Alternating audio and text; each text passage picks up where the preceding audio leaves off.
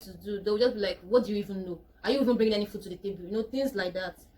Make the person feel dumb. Yes. You know, like no value. You don't have any value as a person. That's the way they will make the person feel. So what do you think is supposed to be done in this aspect whereby a girl gets married to someone and then it gets to this point? What do you think is supposed to be done? Your first part is that you're advising people not to get married too early until you are financially stable and stuff. Yes. And mature. But let's say she is already in that condition. What are you going to advise her? Get up. Get something to do. That's actually what I was saying, that if you're a lazy person, maybe somebody that does not have plans to do anything. Even when you have plans, for instance, yeah, even when you are matured enough to get married, yes, you have trying times where you had to lose your job for a while. Yes. And in waiting, you are still applying or probably getting your hands busy with maybe the house chores, catering for the kids and all that. The man will somehow begin to see you as an invalid. Like, because you're not bringing anything that he can see. It's not like when for instance, maybe the husband wants to buy a car. He has 2 million naira and you're like, oh, you have 2 million naira. Okay, let me give you 1 million naira to add to it. That kind of man will respect you. Of course. No matter your age. But as a child that's just getting married, you don't have that respect. You can't command such respect. So I don't think it is right at all for a girl child to still get married at 18, 19. At 24, you don't even have a job. Even as a graduate, in present-day Nigeria, you don't have a job. So why would you get married without having a job? How do you secure your future? How do you bring something to the table? What do you actually plan the wedding with? So, I mean, you don't have a job at 24. So why are you getting married? What No, you shouldn't do that. I don't think I don't agree with that completely. I don't agree with that completely. Yeah, if you're getting married, normally whether you're married or not married, you are in a society where there are no jobs most times. You need to create job for yourself, like handwork and stuff, like get busy with something, obviously. But if you are currently not being the one providing, obviously you should find a way to. But on the process of, it's not like you are because you're not working at that moment, then you should be disregarded and stuff, or you must find a job before you get married. Okay. As a woman, my opinion, yes, right, is that before you think you are ready for marriage, yes, have a secured future. What is it? What do I mean by okay? So future? If you don't have that secured future till 30, you should be waiting. Yes. I don't agree with that. Yes, what do you wait. think about I it? agree with her. Why? Thank you. Why? Tell me why. You have to give us reasons. Because once you get married, you start having kids. I'll Yes, continue saying that. mm-hmm. You will not have time. If you get married, you won't have time for yourself to pursue your dreams anymore, because you will start having kids and you need to take care of them, take care of the house and some other things. So that is just it. I understand that you need to set priorities and yeah, you need to secure your future and stuff. If you had the time and like you were not able to do it within a certain year, I don't think you should keep waiting until you secure the future and then do all those many things you want to do. What if God is going to bless you like when you are like 40? You wait until 40. I had issues passing JAMB. Yeah. I made my WAEC in first sitting. Yes. So for like 4-5 years, I was repeating JAMB consistently. Every year I was writing JAMB. I didn't get into school until I was 26. So if I am 26 and I'm just getting into school, I spent 4 years. So I graduated at 30. Yes. So if I graduated at 30, I served at 31. So I did not actually, even at 32, yeah, I wasn't mentally and physically ready. Sometimes you might the reason being that even when I finally got married, okay, when I got married, I had a job. I had good pay. Yes. Yes. I was like, okay, though I wasn't mentally ready for it. But then my parents were like, hey, you are getting old, you are smelling, are you Nagano, as the Igbos will call it. That point is not right. Then I was like, okay, if that why were you not, you thought you were not ready, or no, my point is that I felt there's a whole life ahead of me. Yes. I still have a whole lot to achieve. Yes. I wanted to be, I like being independent. I like being me in everything I do. I don't like to ask for anything from anybody. I understand. So that idea of being independent kept ringing in my head. You are yet to achieve this. You are yet to get that. Yes. You are the first child. You have responsibilities to cater for. So getting married was going to be like a setback, not like a thing of joy. Do you agree with what she's saying? Very well. So what do you think? When is everything she says is okay for you. When do you think is the best time to get married then? At 40, 50? No. When is the best time? 25 upward. But then, why do our African parents actually send their children off to marriage? Without considering the emotional impact, the psychological effect it will have on this girl child. Most times, it used to occur many times I've seen, like when the family has financial issues, like when the girl's family they're not able to provide for all their kids, because most times they always have many children to cater for. So they'll be like, they'll start sending off their kids even at a very early stage. A friend of mine, sister, got married at the age of 16 because of the mother was single-handedly taking care of all the kids, and it was really stressful for her. So like suit started coming at the age of 16 and she was sent off that moment. So tell me, that person that is being sent off at 16, is the husband going to train her in school? He actually did. Okay, so the husband will train her in school. He actually did. Find her a job. Is the husband an ATM? He's not an ATM. That's why I keep hitting. It depends on who you get married to. Well, true though. It depends on who you get married to, because some people will get married to you and they will help brush you up to a better person. Why many times most African men don't want educated women, because they feel like when they are educated and independent and stuff, like they will not be able to listen to them as a husband, and they want to be the man in the house. I don't know why they have that fear or that kind of mentality. I see that as inferiority complex. Yes, part of the men. Yes, because I grew up in a home where the woman of the house was still is the practical provider for the whole or for the home, and the husband doesn't see it as any big deal. He actually sees it as his luxury. The mother of the home provides everything. And why is it like that? And the man sees it as luxury because he's just a lazy man. Yeah, he's just a lazy man, and he feels entitled.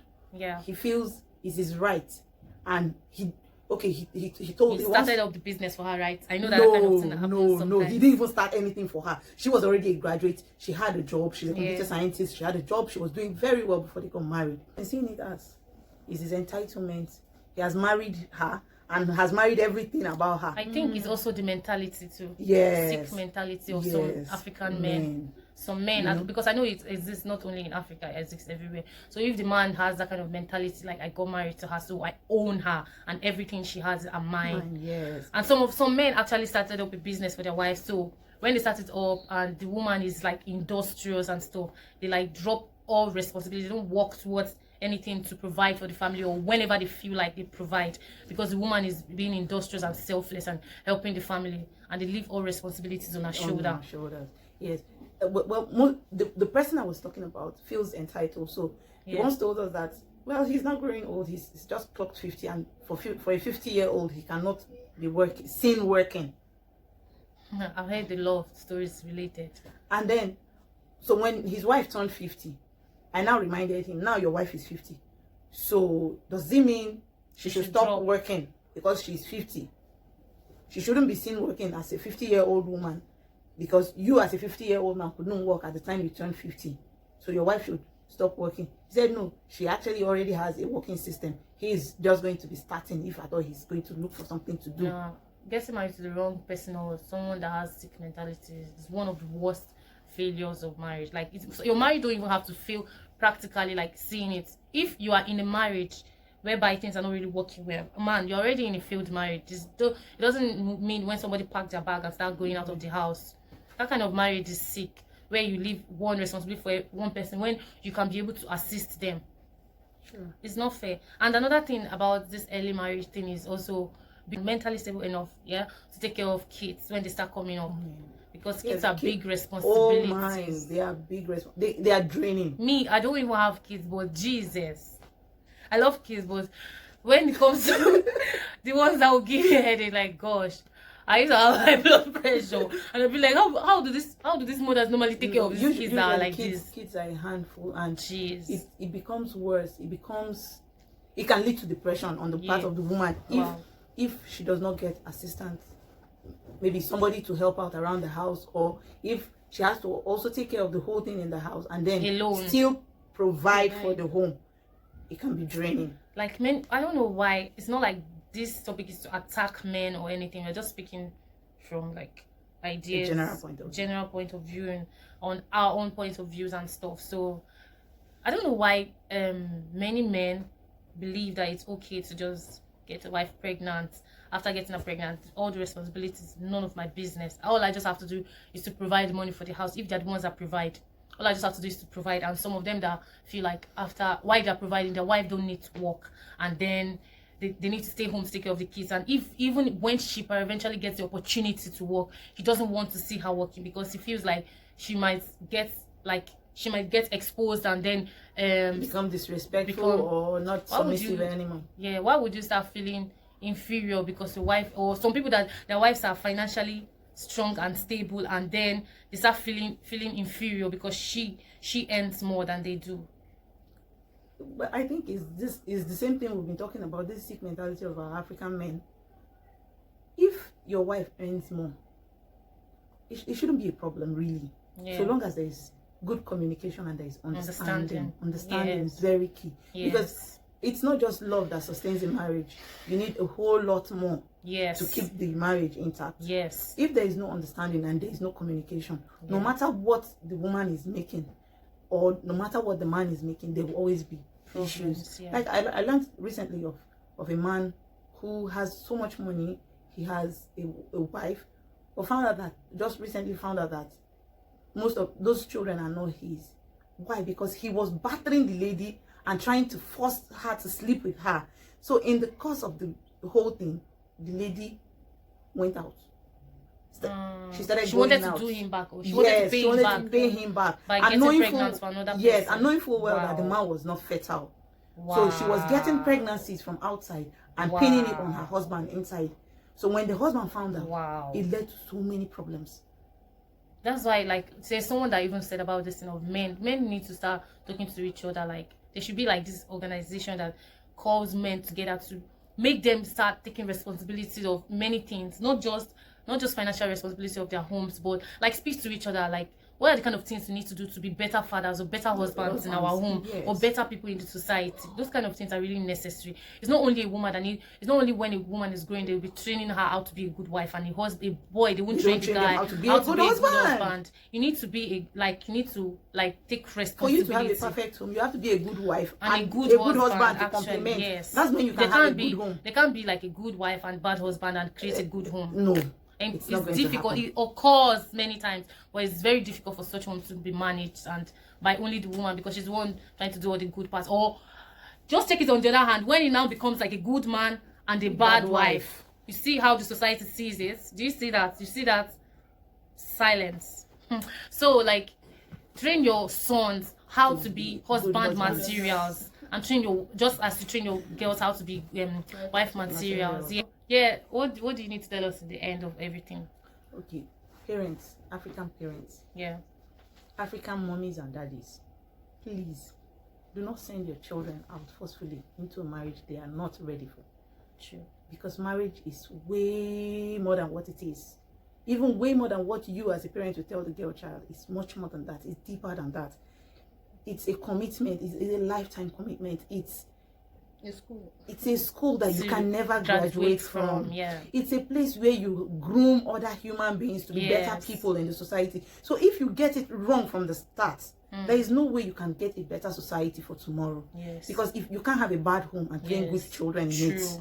So if you have a good marriage, you have a good home. Yes. Then from a good home, you groom children who will become good citizens of the society. Yes. So please, let's try and allow those children make their choices when they are ready, when they are mentally, spiritually, financially, materially, everything ready for marriage. Thank you.